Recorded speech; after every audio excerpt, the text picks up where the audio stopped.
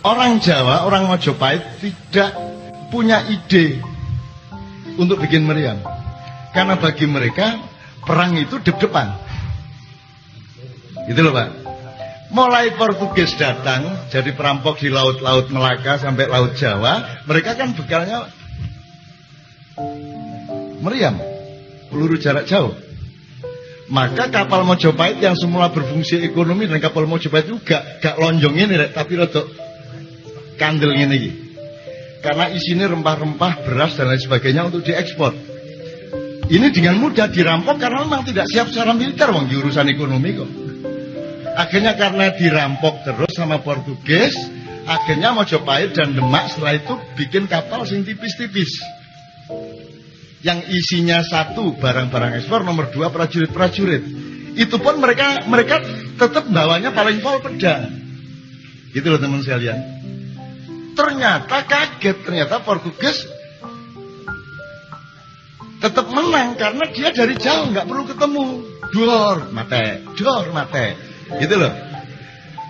Bagi orang Jawa itu tidak kesatria, bagi orang Bali itu tidak kesatria, bagi orang Sunda itu tidak kesatria. Ya tapi kalau kita jadi kesatria gini diserbu terus dari jauh kita kalah. Sejak itulah kita tidak lagi membangun etos kesatria. Wis saiki iki pokoke wanine ya bandem. Kan begitu. Wanine bandem, setelah itu tidak ketemu, menghindar. Nah, sejak dunia menjadi modern, ada media massa, ada media sosial, maka manusia makin tidak punya karakter, makin tidak punya kejantanan, makin tidak punya sportivitas. Kira-kira ngono ya. Sekarang saya kembalikan ke pedang. Tadi apa? Cangkul, pedang, keris. Penting mana di dalam nilai entah apa, nilai apa dalam dirimu?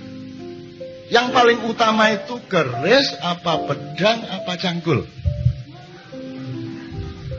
Iya, enggak apa-apa, monggo. Cangkul. Oke. Gini, sekarang lihat contoh-contoh dalam sejarah. Kalau cangkul digeletakkan di pinggir tembok boleh enggak? Enggak masalah ya. Tapi kalau keris dilempar set gini ke kebun boleh enggak? Kenapa kok enggak boleh? Pusaka. Nilainya berbeda antara keris dengan cangkul. Nah, jadi sebenarnya yang terpenting dalam dirimu itu pedang apa keris? Apa yang penting? Sekarang aku tanya, disertasimu itu cangkul? Apa pedang? Apa keris? Ayo. Jelas ya? Jelas ya? Ayo, udah. Tinggal satu ini kok. Kalau ini Anda beres, sudah tidak perlu acara terus, tidak apa-apa, pulang udah, beres. Dan sekali lagi, kamu kuliah itu untuk mencari pedang apa mencari cangkul apa untuk mencari keris?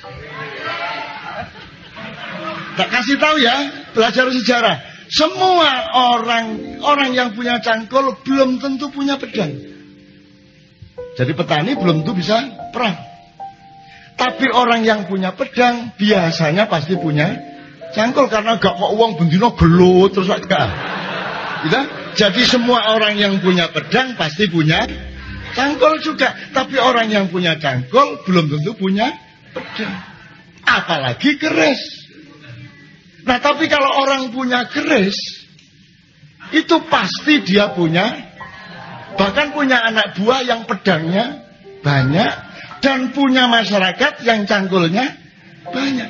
Nah sekarang saya tanya, Anda kuliah S2, S3 ini mau cari cangkul, apa cari pedang, apa cari keris?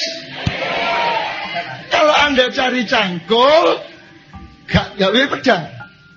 Kau nek sing menang Capres A, kon gak melok mesti menang UGM. Ya toh? Nanti kalau terus di tengah jalan jatuh, gantian ITB. Kan gitu. Kan presiden tidak harus 5 tahun. Boleh 8 bulan, boleh 13 bulan, boleh 2 tahun. Kan boleh, terserah-serah saja. Kan gitu.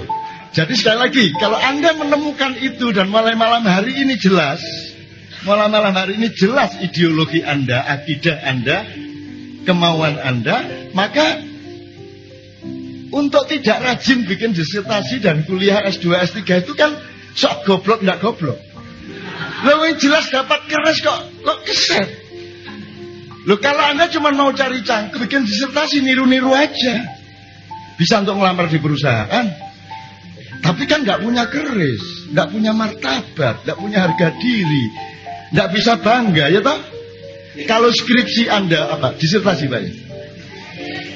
Kalau tesis Anda tidak benar-benar punya Anda, kon melaku kira-kira ya apa? Gini, gak iso kon, isin nang awakmu dhewe lah ngono.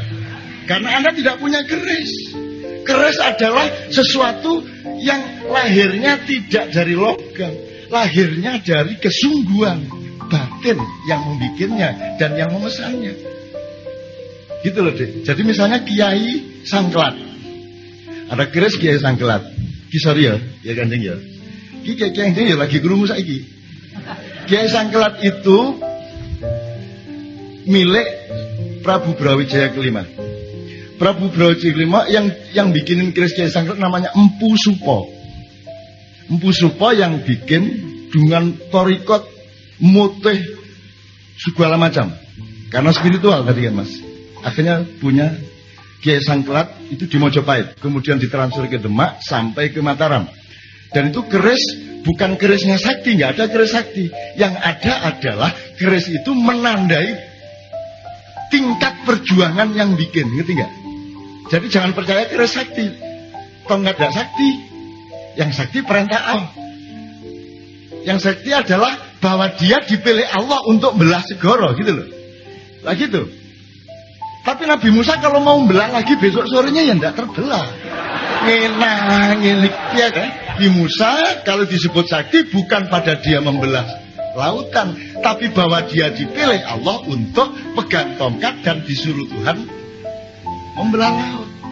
Dan laut itu tidak terbelah juga kalau Allah tidak perintah kepada laut. Wahai laut terbelahlah ketika tongkat Musa menyentuhmu. Dan laut taatnya sama Allah, tidak sama Nabi Musa. Makanya setelah kalau terbelah terus besoknya ngiseng, wah wis suwe gak nyikat segoro rek. Iseng-iseng terus sore-sore karo ngerokok.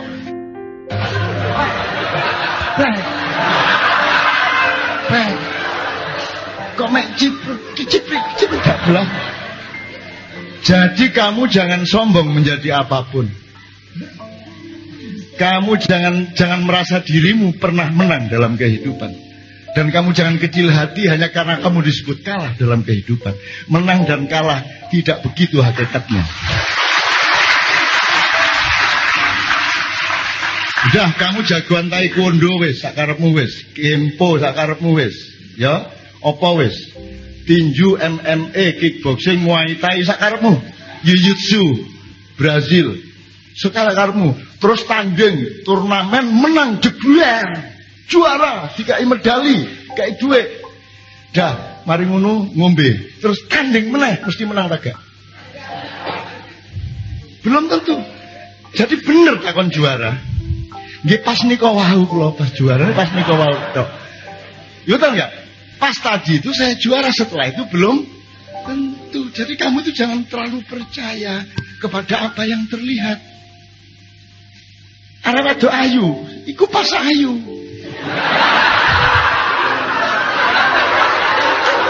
Tak kandani, ya.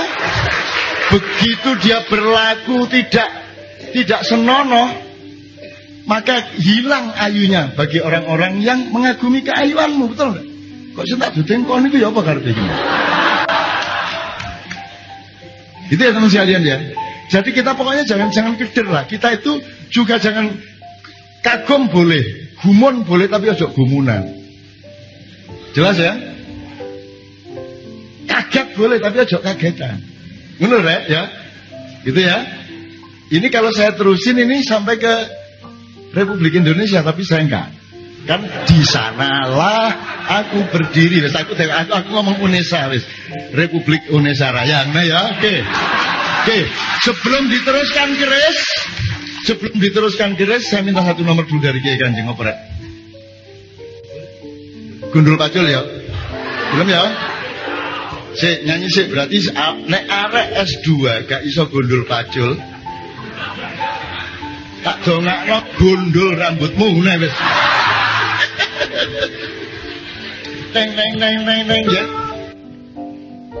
Gundul pacul.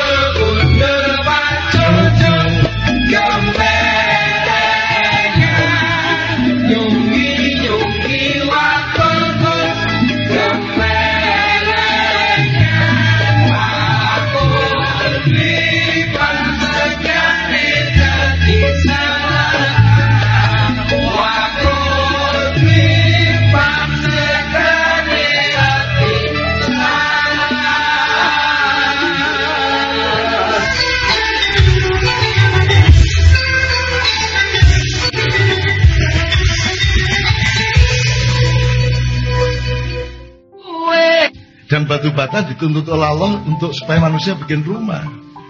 Karena kapas dituntut untuk jadi benang untuk jadi kain, untuk jadi jilbab. Kan begitu. Lagu juga begitu. Nah aslinya mek gundul pacul. Tapi selama sekian abad gundul pacul itu tidak pernah benang, kapas terus. Karena orang paham gundul pacul itu apa? 6 abad. Nah, Kiai Kanjeng diamanati gundul pacul itu adalah manajemen kepemimpinan. Gitu loh. Nanti kalau ada waktu kita jelasin. Jadi kalau kamu mau jadi direktur pasca sarjana, kamu mau jadi gubernur, kamu mau jadi wali kota, mau jadi kepala rumah tangga, pokoknya pimpinan apa saja, filosofinya sederhana, yaitu gundul pacul. Kalau kamu masih gundul pacul itu lambang dari asik bebas. Telanjang boleh, minang ini, neonok sebelah. Nah, itu toh. Nah, itu Anda kalau masih gundul pacul, gembelengan enggak ada masalah. Anda play around, main-main enggak apa-apa. Tapi kalau sudah nyunggi wakul gembe, kalau masih wakul ngelimpang segane dadi latar. Ini uraiannya betul-betul belum pernah ada filosofi dan manajemen politik asatnya gundul pacul yang cuma 2 kalimat yang diremehkan dan dititipkan kepada kanak-kanak oleh Sunan Kalijogo. Sebenarnya dititipkan semua tuwek-tuwek ketelengsut, tapi mergo dititipno paut, gitu. Dititipkan ke anak-anak, maka abadi. Semua lagu anak-anak abadi. Jublak suwang.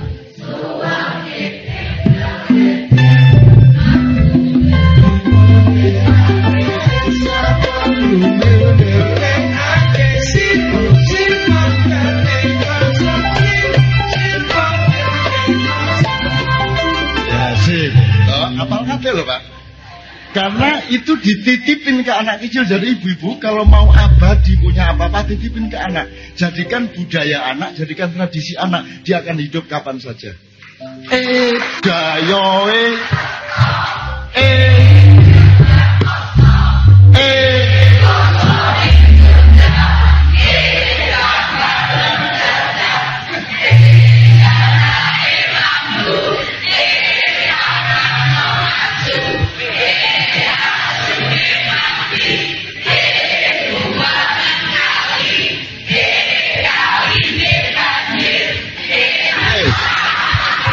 Nanti saya jelaskan. Ini namanya manajemen konflik. Daya teko. Ya nanti tetap imam ya. Si imam. Jadi misalnya Pak, kalau gundul pacul tadi jelas, kalau kamu itu sudah diamanat ke lautan segala itu kan kamu nyunggi, atau bukan ngempet pangkol, bukan nyangking wakul, letaknya kesejahteraan rakyat itu di atas kepalanya presiden, menteri dan para pimpinan-pimpinan. Jadi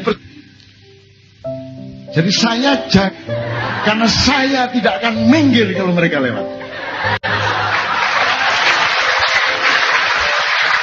Lah Pak, rakyat aku yang bayar ya, minggir ke apa? Bapak Presiden masuk ruangan, silakan berdiri. Aku menengah ya, aku ngerokok ini. Kon iku aku sing bayari ngongkon-ngongkon aku ngadeg. Gila betul? Nah, kalaupun kita berdiri menghormat, yang kita hormati bukan presiden, yang kita hormati adalah pusaka Nusantara negara kita. Jelas ya? Nah, nanti kita teruskan soal ijazah S2, S3 tadi. Iya kan? Kalau kamu cuma mau cari cangkul, ya sudah beli aja ijazahnya. Seperti presiden dapat honoris causa itu kan juga beli. Menteri-menteri beli, banyak yang beli. Di sini ada Pak biro penjualan.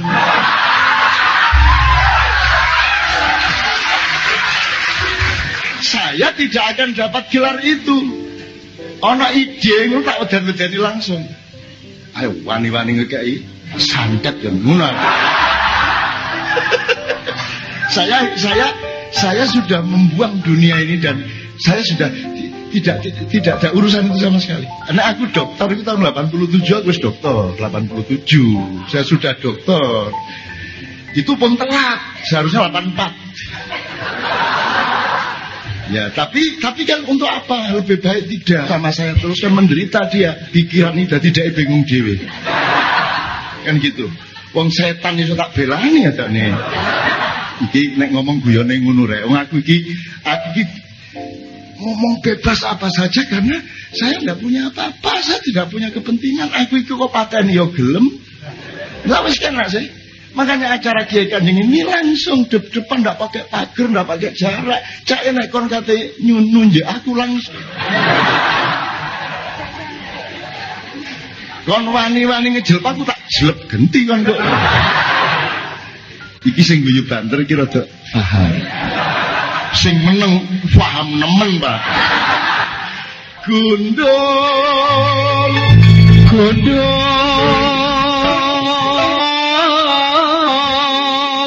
gemblengan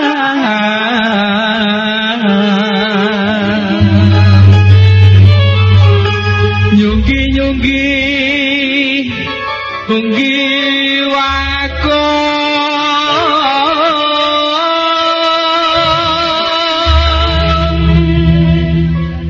nyunggi wakol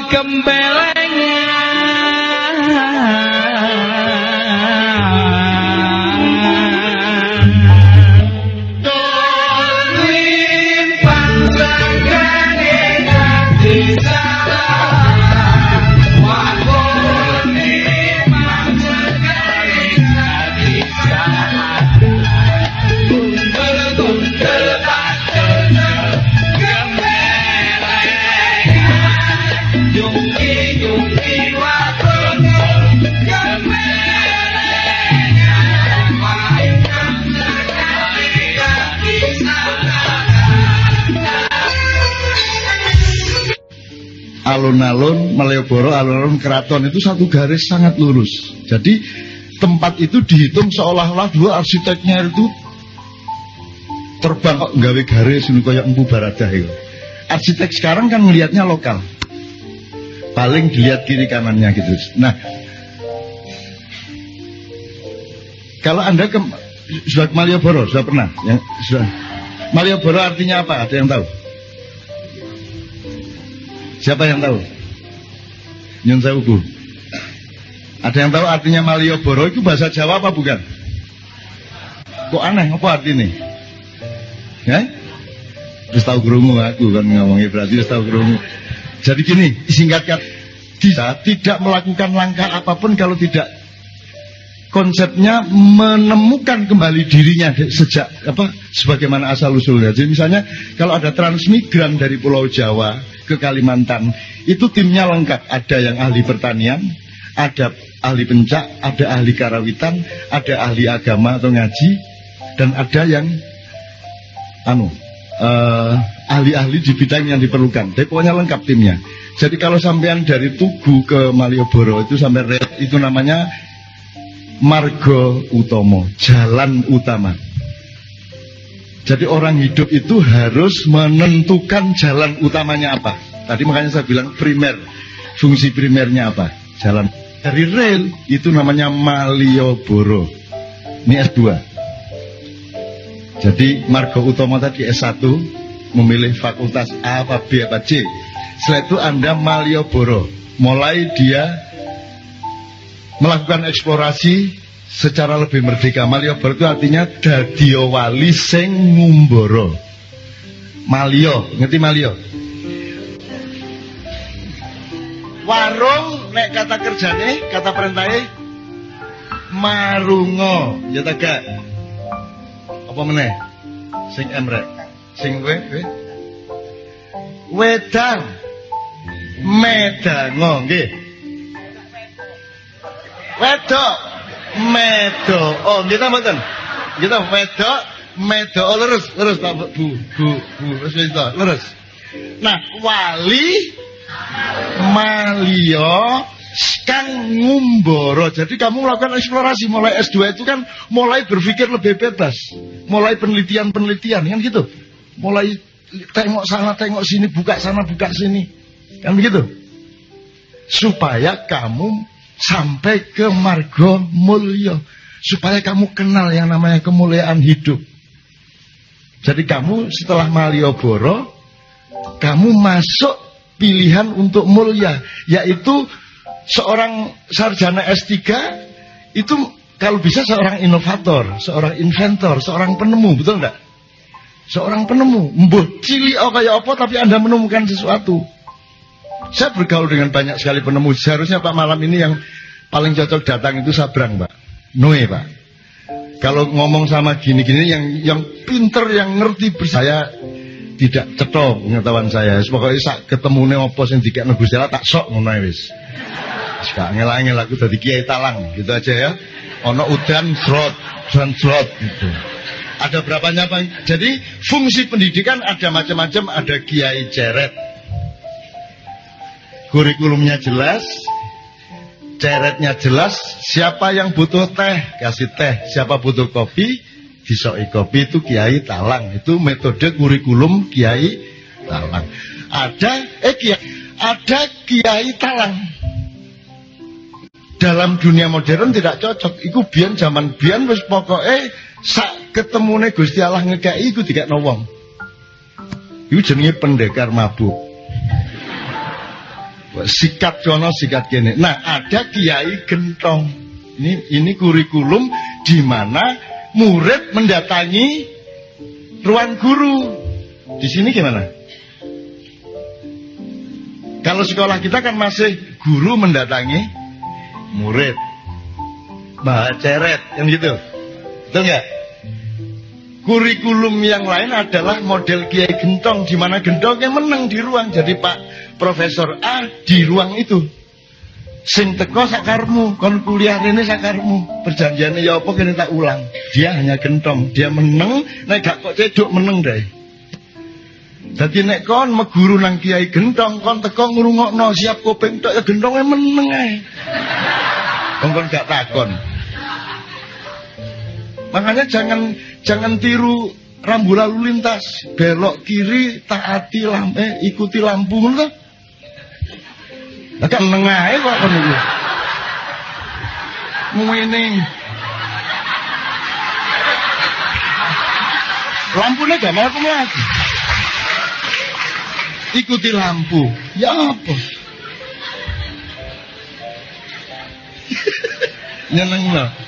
Nyenengno peraturan itu. Nah ikuti lampu lah. Nah iku mang diikuti temen lah macet perapatan ini. Ayo jalan, lo lampunya belum jalan kok. Oke, ngomong-ngomong Kiai Gendong tadi ya. Oke, Kiai Gendong. Oke. Jadi kalau bisa S3 sudah berguru kepada Kiai Gendong loh Pak, S3. S2 pun sudah mulai. Anda yang harus nyewur, ngerti sewur. Titik sewur ono gandolane, ono bathoke. Sewur. Loh, sewur. Jadi ono sewur, ono ceduk. Lu kalau kan itu jadi kok. Kalau daun pisang iso jadi bencuk. Takir. Apa? Pelangan. Apa meneh? Suru. Iya kan? Ngerti bener. Sip. Lumayan. Kamu pikir penemu suru itu seharusnya dokter honoris causa tuh? Bener nggak? Bener nggak? Loh, jangan diremehkan. Jangan diremehkan. Loh, gimana kalau orang tuh mangannya ini kira iso kok mak ngene? Gak iso ngene kok. Gitu Pak. Terus ditolong oleh suruh. Kan orang nggak bayangin, mesti kan bayanginnya sing ke atas-atas untuk sendok. Ini nggak suruh, dikosep, dijepit. Tidak terlalu kuat tapi oke. Itu dokter honoris causa. Sing nemu pencok, lo jangan diremehkan.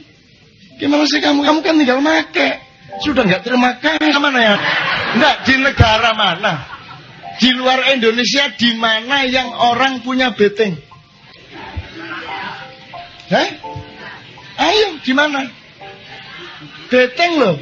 Karena pikir, ini yang gitu ya apa biar? Kok dua ide ring sampai jadi beteng itu loh. Itu rumah semua gitu. Sambel itu prosesnya juga berabad-abad untuk jadi sambel. Kamu ini loh Pak, ini tolong Pak, ini sok-sok dikasih tahu Pak. Kamu kon saiki kari nyekek. Kon kari mbadok kon saiki. Apa? Lho wong Jawa Timur mosok aku ngomong halus-halus rek, ya toh. Nah, kalau sekarang Anda hidup di hutan, terus Anda ketemu lombok, terus Anda makan tuh. Terus gimana reaksimu? Pasti kamu anggap ini bahaya dan kamu buang.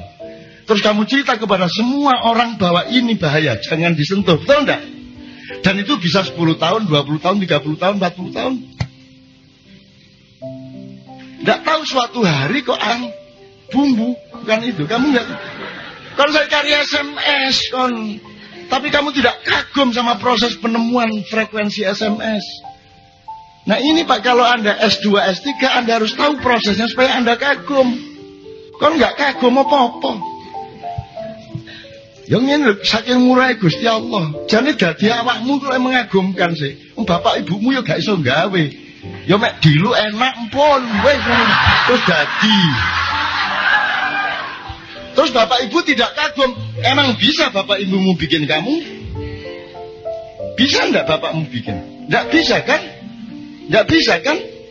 Ya isone wis pokoke lebokno ngono rek. Wis ngono ta?